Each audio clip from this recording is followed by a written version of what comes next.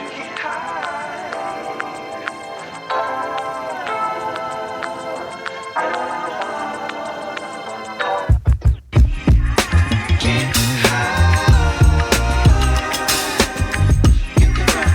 I'm Riley. Welcome to today's video.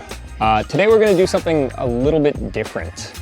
I'm here in Canada visiting one of my friends who happens to be a glass artist, and I've always wanted to try to do something that's along the lines of like an interview mini documentary style thing. So I figured this would be a great chance to practice.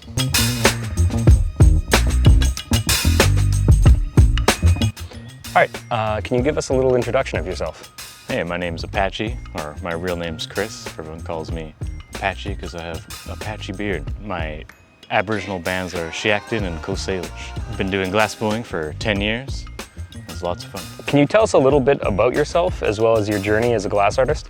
Well, I've been doing glass for 10 years. Been having quite the journey doing glass, learning a lot of different aspects of glass along the way, as well as really enjoying the community and other peers in my industry. What initially drew you to the world of glass art, and was there a specific moment or experience that sparked your interests?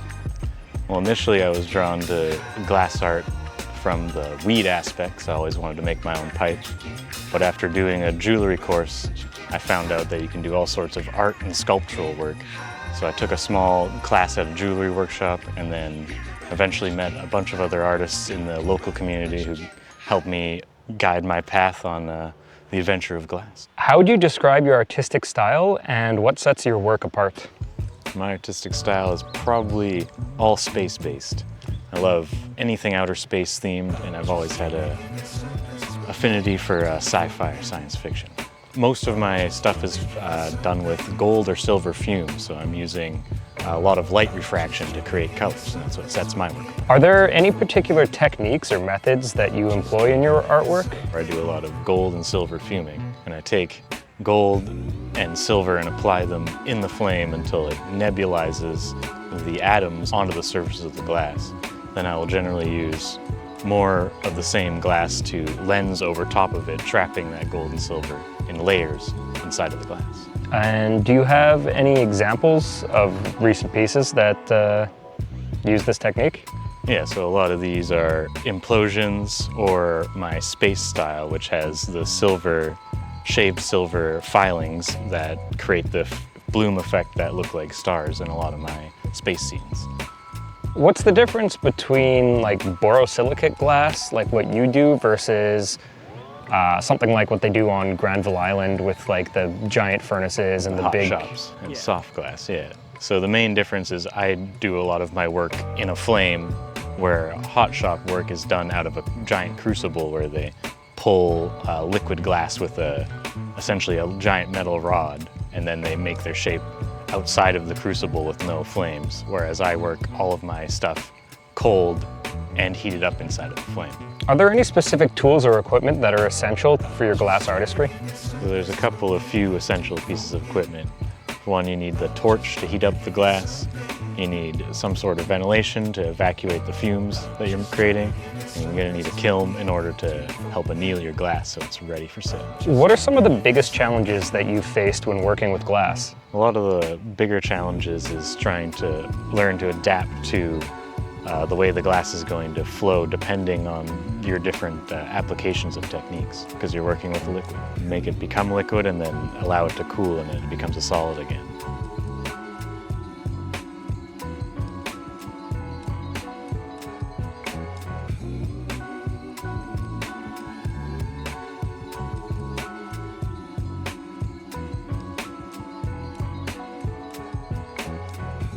So now we're in the studio. Can you give us a quick tour? The main area we work is at the benches here, where we have our torches set up, the lathe, and of course our fume hoods, and then we have our kiln behind you there, where we keep all of our goods hot while we're working on them, where we anneal our pieces. Behind you again is our holding tank for the oxygen, where we keep all of our oxygen. Quickly take us through the torches and the lathe and some of the tools that you routinely use here. So this is like my stationer setup. I've got my torch here on a swivel mount arm, so I can move the torch up and down. And use it conveniently with the lathe. We've also, of course, got the lathe, which holds the glass for us and spins it.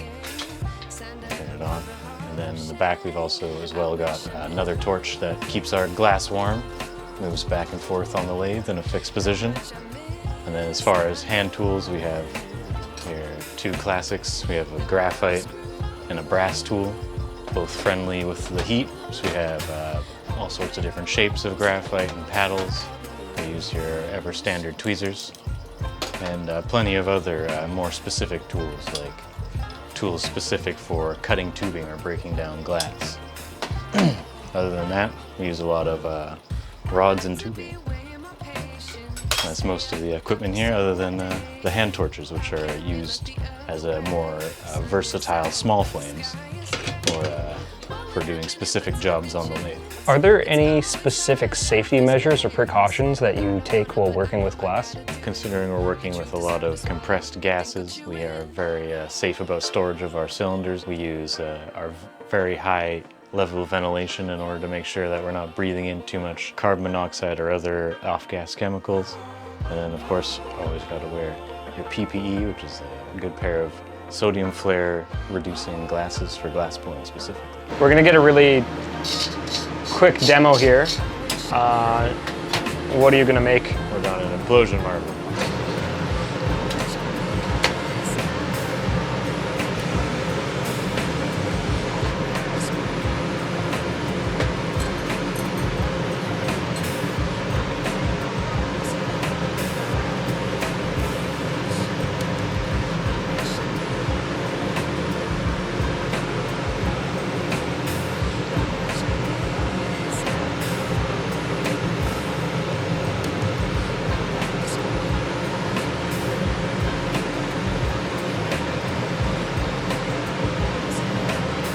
All right, now we've got our blank pretty much ready to go. It's the very start of our marble. Now we can begin the design process. So now one of the first layers of color or application I'm going to do is silver fuming. I've got some silver embedded in the end of my glass rod. I'm going to use that to transfer it onto the glass. Usually it takes a couple of coatings, but you'll see the glass go from translucent to a amber color, or silver almost. So I've got a little bit of silver to pick up. Begin the fuming. You can see it deposit onto the end of the glass. It's pretty shiny. So technically we deposited a bunch of silver onto the surface of the glass. We're going to warm it through, and we'll also be applying some gold to this one as well. Of course, there's a lot of science and chemistry involved behind it, but we won't go too much into that. So on the end of this, I have a very small ball of gold.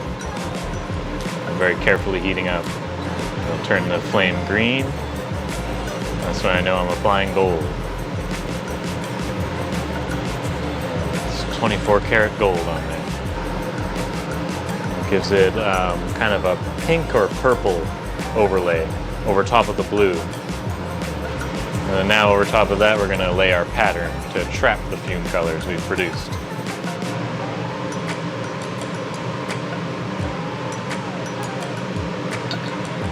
There we go, we've got our pattern laid. Now we're going to do what's called an implosion. I'm going to take those dots and condense them inward into the glass, turning the hollow form into a solid object. All right, we've got our implosion form.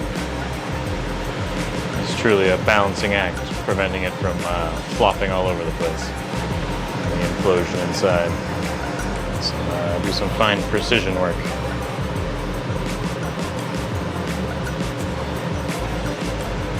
So I've got a nice border line between our what will be the lens and our background of the marble. Now I'm going to apply some more black for the background. Initial layer down, and then we fill the gap. Well, this is going to be difficult with very thin stringer.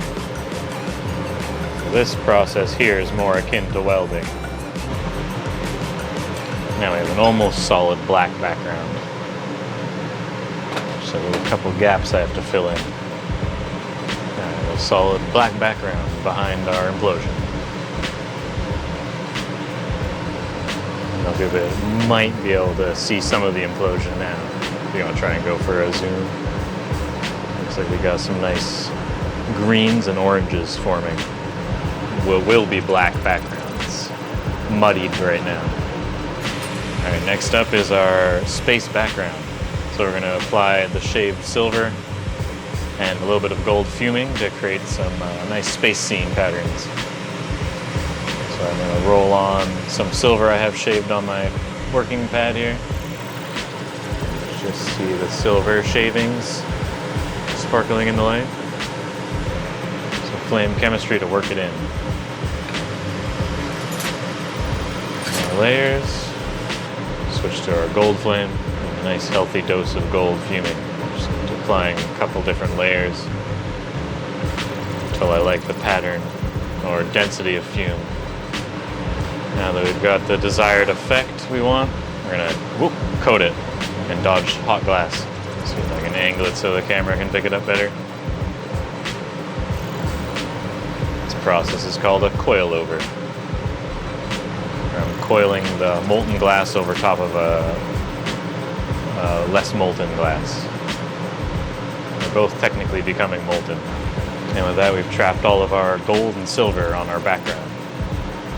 Much like with the dots for the implosion side. I'm trying to pick a spot for a black hole and stuff.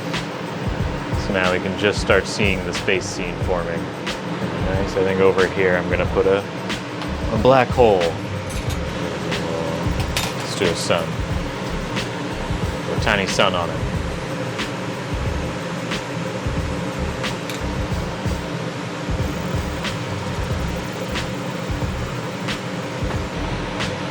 Alright, we're pretty much finished the design process. Now we just got to finish shaping the marble. So now we're going to transfer off of our initial working tube onto smaller handles. Now I'm going to do what's called a blowout. I'm going to superheat this and blow it out into a big bubble in order to take it off of the front of my marble.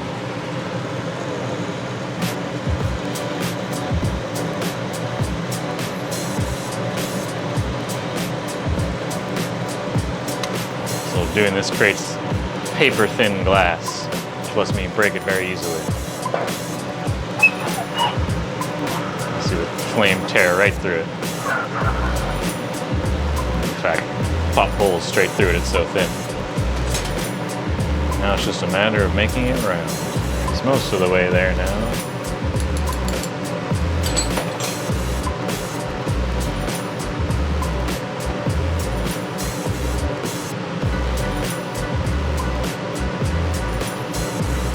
So now I'm holding the marble with what's called a cold seal, so it's easy to remove and leaves a very small mark that I can clean up quickly. Should be able to show it off now. We just gotta wait for it to cool down a little bit.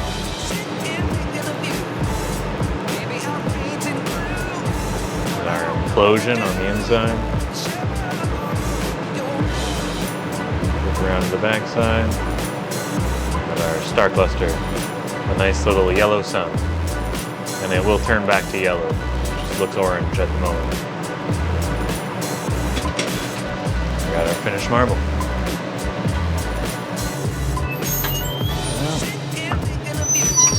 Plonk it in there. Annealing times is usually 8 to 12 hours. It takes quite a while. You have to let it cool down evenly. So the idea is you bring it up to temperature and then slowly bring it down to its different stress points. That's how you make a marble. What fuels your passion for glass art, and what is it about the medium that inspires or motivates you? Well, probably the same answer for both questions is the fact that glass art always changes no matter how much you practice. Every time you do something, it'll always be different. Do you have a piece of advice or any insight that you'd like to share with somebody who may be just wanting to get into the medium of glass? Glass is always changing no matter how much you practice, so being able to deal with frustration and failure is probably one of the biggest positives you can have in your personality in order to be able to succeed in glass. But other than that, it takes a lot of equipment, so it's always best to find someone to learn from who has the equipment. This is Apache from Apache Flameworks. I'm Riley, aka It's Jira. Thank you for taking the time to watch this today. Hopefully you guys got a bit of an insight into Glass art. It's not something you really come across every day, and I'm lucky to have the connection and the time to be able to come here and kind of capture this on film. If you guys are interested in learning a little bit more, I'll link his Instagram in the description down below. If you guys are interested in glass blowing or glass art or anything like that, I strongly encourage you to search out in your local area to see if you have like a shop or even like a gallery or something like that where you might be able to meet somebody. I've done a little tiny bit of it through tutorials through what Apache has taught me, and it may look easy in videos, but it is super difficult. So getting hands-on is definitely something I would suggest. Hopefully this was entertaining. Remember, like, comment, subscribe. See you guys next time.